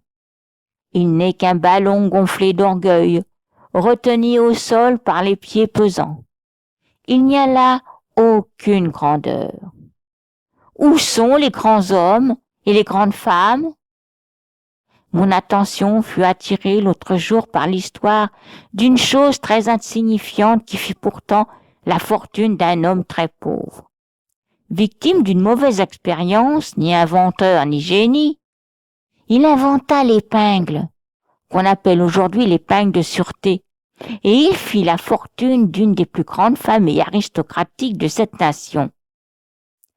Au Massachusetts, un pauvre ouvrier devenu invalide à l'âge de 38 ans, victime d'un accident de travail dans une fabrique de clous, ne gagnait plus qu'un maigre salaire. Il fut relégué au bureau pour effacer les marques de crayon sur les factures. Il frottait avec une gomme à effacer dans la main jusqu'à complet épuisement. À un moment donné, il décida de fixer un morceau de gomme à effacer au bout d'un bâton et il l'actionnait comme un rabot. Sa plus jeune fille l'interpella un jour. « Papa, tu as un brevet, n'est-ce pas ?» lui demanda-t-elle inquiète. Et plus tard, le père confia. « Quand ma fille m'a parlé de brevet à propos de ce morceau de gomme à effacer, rattaché au bâtonnet, ce fut là la première fois que j'y pensais. » Il se rendit à Boston et fit sa demande de brevet. Tous ceux qui, parmi vous, utilisent le crayon avec une gomme à effacer en paient le tribut à ce millionnaire. Sans capital, jamais il n'investit un sou dans cette affaire. Il se contenta de faire des revenus jusqu'à toucher des millions. Permettez-moi cependant d'aborder une autre grande pensée. Montrez-moi donc les hommes et les femmes célèbres qui vivent à Philadelphie. Ce monsieur là-bas va se lever et protester. Nous n'avons pas d'hommes célèbres à Philadelphie. Ils ne vivent pas ici. Ils habitent Rome ou Saint-Pétersbourg, ou Londres, ou n'importe où ailleurs, mais pas ici, dans cette ville. Me voici maintenant au point culminant de ma pensée, dans le cœur du sujet, dans toute l'intensité de mon combat. Pourquoi Philadelphie n'est-elle pas une ville plus importante, générant une plus grande richesse? Pourquoi New York surpasse-t-elle Philadelphie? Et les gens répondent, à cause de son port de mer. Pourquoi tant de villes des États-Unis dépassent-elles maintenant Philadelphie? Il n'y a qu'une réponse. C'est que nos citoyens dénigrent leur propre ville. S'il n'y avait qu'une communauté sur terre qu'il faudrait contraindre au progrès, ce serait bien la ville de Philadelphie. S'il nous faut un boulevard, vous essayez de réduire au silence celui qui l'a suggéré. S'il nous faut de meilleures écoles, vous donnez des instructions contraires. Si vous désirez des lois sages, vous vous y opposez. Vous vous objectez à toutes les améliorations proposées. C'est le seul grand tort que je puisse attribuer à cette magnifique ville qu'est Philadelphie, où j'ai joui de l'affection de tous. J'affirme que le moment est venu de changer d'attitude, qu'il est grand temps de commencer à vanter les mérites de notre ville et de les citer en exemple au monde entier, comme le font les citoyens de Chicago, de New York, de Saint-Louis ou de San Francisco. Si nous pouvions seulement faire admettre dans l'esprit de nos concitoyens que nous sommes capables d'accomplir des choses à Philadelphie, et de bien les faire. Levez-vous, millions de Philadelphiens. Ayez foi en Dieu et en l'homme, et croyez aux grandes possibilités qui s'offrent à vous ici, non pas à New York ou Boston, mais ici, dans le domaine des affaires, et dans tout ce qui vaut la peine de vivre sur terre. Il n'y a jamais eu de meilleure occasion de le faire. Encensons notre propre ville. Il y a toutefois 2 autres jeunes gens ici ce soir, et je n'en dirai pas davantage parce qu'il se fait tard. L'un d'eux se lève et s'exclame « Il y aura bientôt un homme célèbre à Philadelphie, car il n'y en a jamais eu. »« Oh, c'est vrai? Quand deviendrez-vous célèbre? »« Quand je serai élu en politique. » »« Jeune homme, retiendrez-vous de la politique cette leçon élémentaire qu'un élu, dans notre forme de gouvernement, constitue une preuve vivante de petitesse. Quelquefois de grands hommes sont élus, mais ceux dont le pays a besoin sont les hommes qui feront ce que nous leur dirons de faire. Cette nation où le peuple est maître est gouvernée par le peuple, pour le peuple, et aussi longtemps qu'il en sera ainsi, alors l'élu ne sera rien d'autre que le serviteur du peuple. Et la Bible dit que le serviteur ne peut pas être le plus grand que le maître. Le peuple gouverne ou devrait gouverner, et si c'est le cas, nous n'avons pas besoin d'élire de grands hommes. Si les grands hommes s'emparaient de nos fonctions, nous deviendrions un empire au cours des 10 prochaines années. Je connais un grand nombre de jeunes femmes qui, avec l'avènement prochain du suffrage féminin, se disent « Un jour, je serai présidente des États-Unis. J'ai droit au droit de vote féminin et il ne fait aucun doute qu'il s'en vient. » Mais si c'est l'ambition du pouvoir qui pousse les femmes à espérer le droit de vote, je tiens également à réitérer ici à leur intention ce que je dis aux jeunes hommes. Si votre seule prérogative est de ne pouvoir accorder qu'un seul vote, vous n'obtiendrez pas grand-chose en retour. À moins d'exercer un contrôle sur plus d'un vote, vous serez inconnu et votre influence se fera à peine sentir. Ce ne sont pas les votes qui dirigent ce pays. Le croyez-vous? Non. Ce pays est gouverné par l'influence, par les ambitions et des entreprises qui contrôlent les votes. La jeune femme qui s'imagine que son vote est destiné à la faire élire commet une bévue monumentale. L'autre jeune homme se lève à son tour. Il y aura des hommes célèbres dans ce pays, et ici même, à Philadelphie. Est-ce vrai? Quand? Et le jeune homme de répondre. Au moment d'une grande guerre, ou si nous tombons dans l'embarras pour avoir surveillé de trop près le Mexique, ou si nous entrons en guerre avec l'Angleterre sous un prétexte futile, ou avec le Japon, la Chine, ou un autre pays éloigné, alors je ferai taire le canon.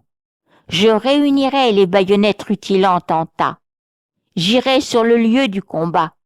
J'arracherai le drapeau de son mât et l'emporterai en triomphe. Je rentrerai chez moi avec des étoiles aux épaulettes de mon uniforme. De plus, comme récompense de la nation, j'obtiendrai le pouvoir et je serai célèbre.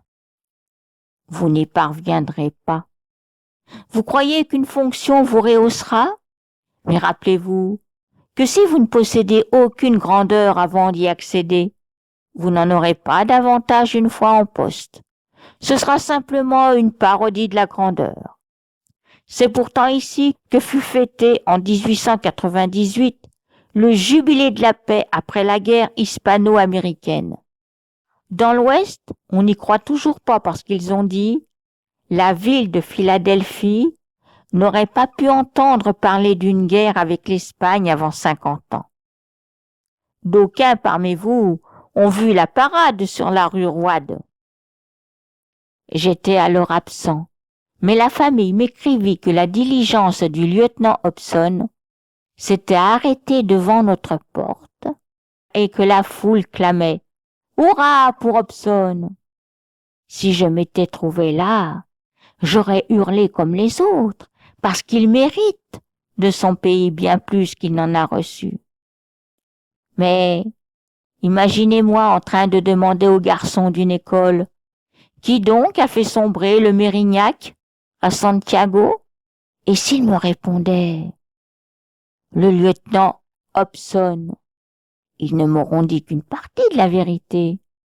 7 autres héros se trouvaient sur ce navire, et dans l'exercice de leurs fonctions, ils étaient continuellement sous le feu nourri des Espagnols, tandis que le lieutenant Hobson, un officier, se tenait probablement derrière la cheminée.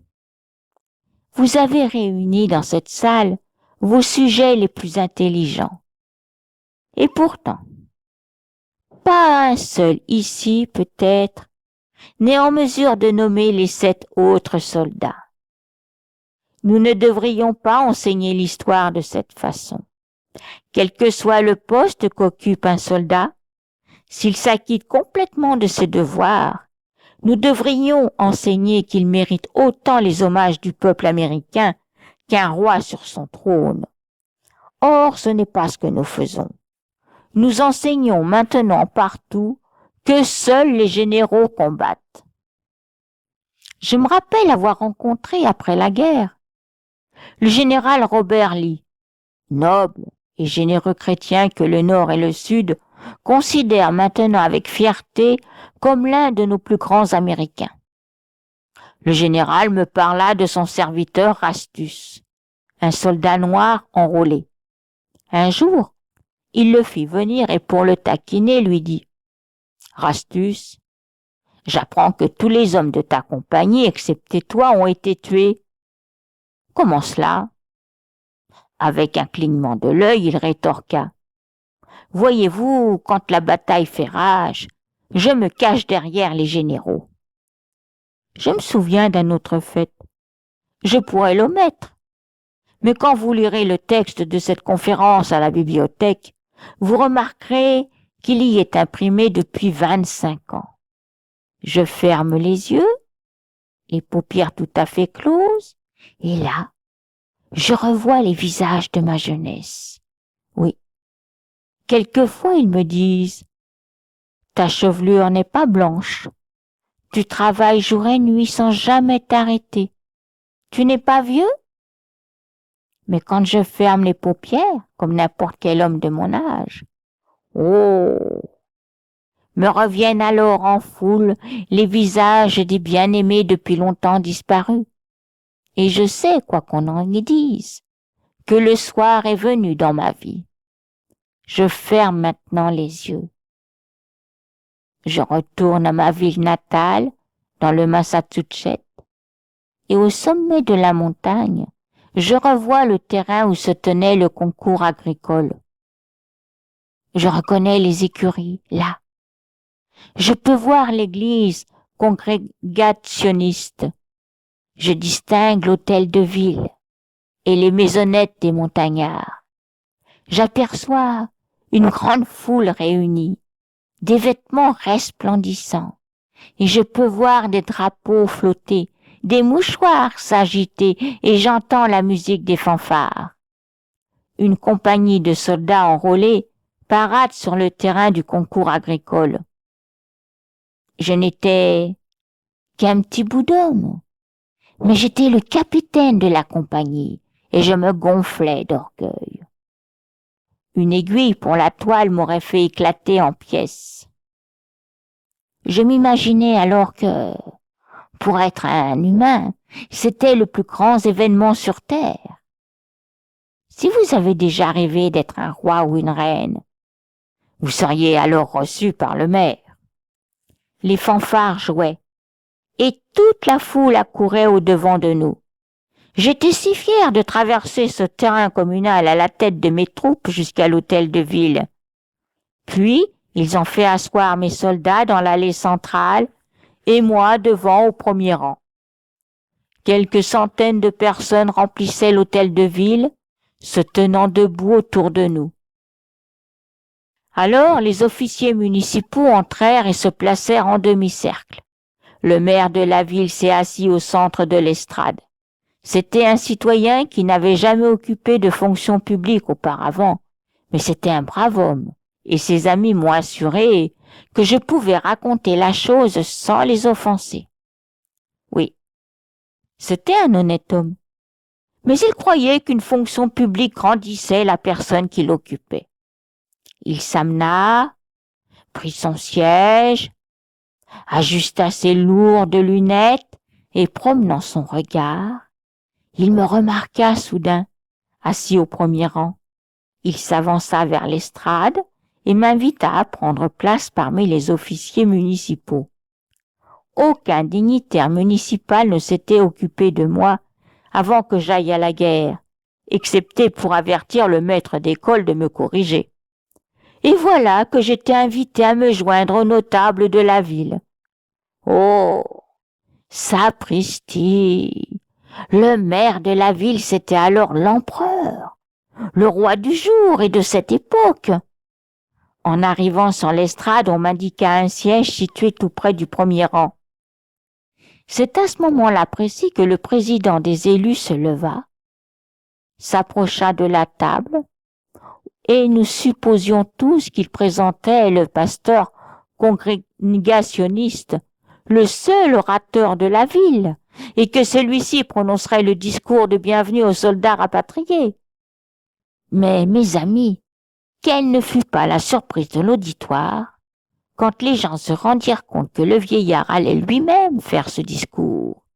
Il n'avait jamais prononcé du discours de sa vie, mais il répéta la même erreur que des centaines d'autres avant lui. Il est si étrange qu'un homme n'apprenne pas au cours de sa jeunesse à s'exprimer en public, s'il veut plus tard devenir orateur. Il s'avança, tenant à la main le texte d'un discours qu'il avait appris par cœur, en marchant en long et en large sur le lieu du pâturage où il avait effrayé les bêtes. Il tenait son manuscrit et l'étala sur la table pour être sûr de l'avoir bien en vue. Il rajusta ses lunettes, se pencha un instant dans cet ordre. Gauche, droite, gauche. À y bien penser, il avait dû étudier le sujet à fond, car il adoptait le maintien d'un orateur. Bien campé sur le talon gauche, il bomba le torse, avança légèrement le pied droit, se racla l'appareil vocal et plaça son pied droit dans un angle de 45 degrés. Son allure dans cette posture oratoire, mes amis, est exactement celle que prit son discours. Certains me diront, est-ce que vous n'exagérez pas un peu? Aucunement. Je suis ici pour la leçon et non pour l'anecdote.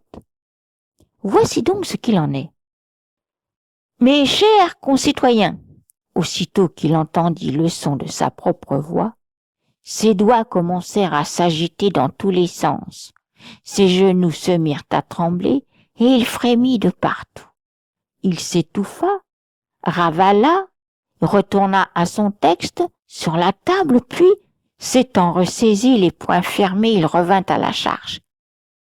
Chers concitoyens, nous sommes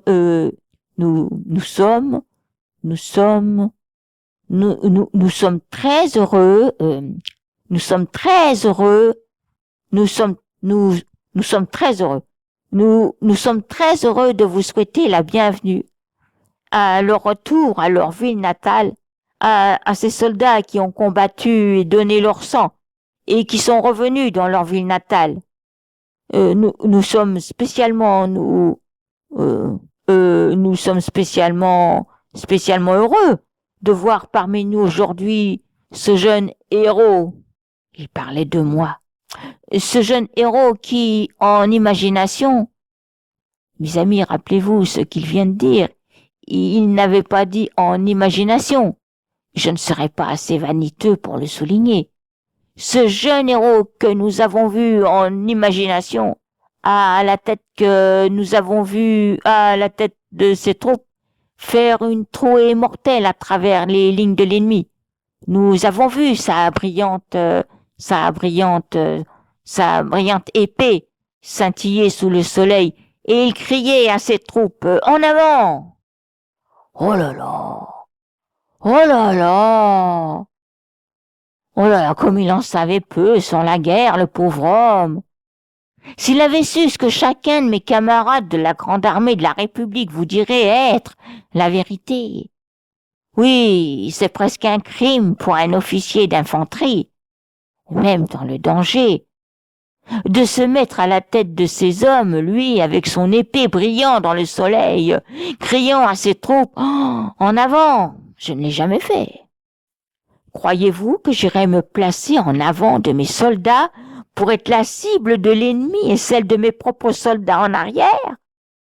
Ce n'est pas la place d'un officier. La place de l'officier dans le feu de l'action, c'est derrière les lignes. Combien de fois, en parcourant le front comme l'officier d'état-major, tandis que les soldats étaient soudainement appelés sur la ligne de feu au premier hurlement des rebelles, sortant des bois, oui. Combien de fois ai-je crié « Officier à l'arrière! Officier à l'arrière !» À ce moment, chaque officier se retirait derrière les rangs des simples soldats, et plus il était élevé en grade, plus il se plaçait loin derrière. Non pas parce qu'il était moins brave, mais parce que la loi de la guerre l'exigeait. Pourtant, il lança, lui, avec sa brillante épée. Dans cet hôtel de ville, il y avait une compagnie de soldats qui avait transporté ce garçon au-dessus des flots des rivières de la Caroline, de peur qu'il se mouille les pieds. Quelques-uns avaient dû aller fort loin pour se procurer un porc ou un poulet. Quelques-uns avaient trouvé la mort, sous les pins dénudés par les obus, dans les montagnes du Tennessee. Et pourtant, dans le discours de notre homme, il demeurait d'illustres inconnus. Certes, il en fit mention, mais en passant seulement. Le héros de l'heure était ce garçon. La nation lui devait-elle quelque chose? Non. Rien à ce moment.